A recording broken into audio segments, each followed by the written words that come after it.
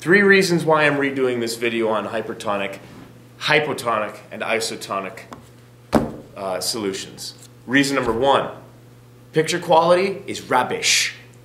I'm way too obsessive compulsive to let that piece of garbage fly on the interweb. Two, even though there's nothing wrong with the information on there, I know I can explain it better. And C, I don't know. So I'm going to redo hypertonic, hypertonic, isotonic solutions and the effects on the cell.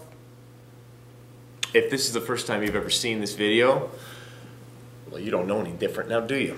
It's still going to be the greatest video about hypertonic, isotonic, and the other tonic solutions you'll ever see. Yep. Right, here we go. Logic is dictating this discussion. We have three different cells. The circles represent the cells inside this little box, this little solution. And we have 5%, 10%, and what we're talking about here is I'm going to talk about the salt concentration here. So in this cell right here, we have, the cell is 5% sodium chloride. And the solution outside of the cell is going to be 10% NaCl. Now, if you did some quick math, which I'm not going to explain here, that means that in the cell, we have ourselves 90%, 95% water, and in the solution, there is 90% water. Does that make sense here? Check this out. In this one right here, 10% sodium chloride in the solution, which means 90%, the remaining 90% is water, H2O. In the cell, only 5% is salt, and we have ourselves 95% of the rest of the cell is H2O. Now, when we're dealing with, we're going to talk about the solutions. We're going to focus on the solution. What type of solution is it? Is it going to be hypotonic? Is it going to be hypertonic? Or is it going to be isotonic? The difference between these things is a simple rule that I like. Hypo means that the water moves out. Hypertonic means that the water moves in. And isotonic means that the concentration of water is the same. That's what iso means. All right, this right here, this is what you got to keep focused on. Okay? And if we're talking about the solution or the cell. Now, for this demonstration, we are talking about just the solution. So in this, let's go back to this example. 10%, this is the solution right here. And this is the cell, solution cell, solution cell. If the concentration, remember, in any sort of diffusion or osmosis, water or any sort of particle or molecule will flow from high concentration to low concentration, right? Just like my little slide here. Oh, look at this little ladder, and this little fella is going to go on a slide down. It's totally easy for this little fella to go from the top of the slide to the bottom. It requires less energy. The cell loves to do this. And so because we have in this situation more water is found in concentration. I know the cell is really tiny. Don't get confused about this. Cell's tiny, fine, no problem.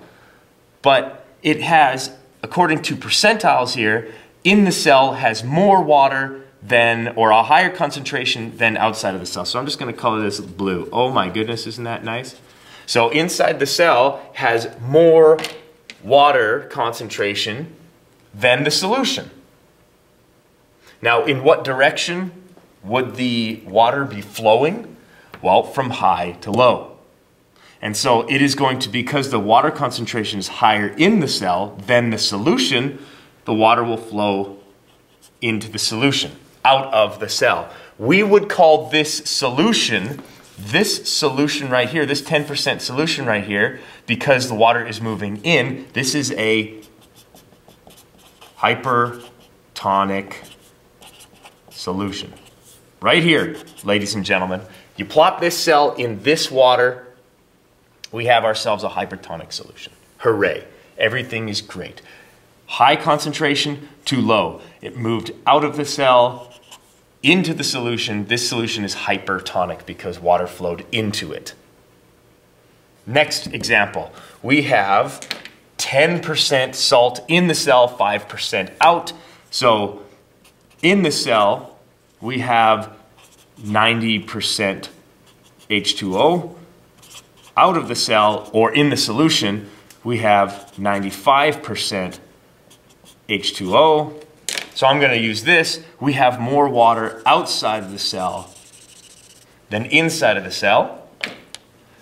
Water will move from high concentration to low. Yay!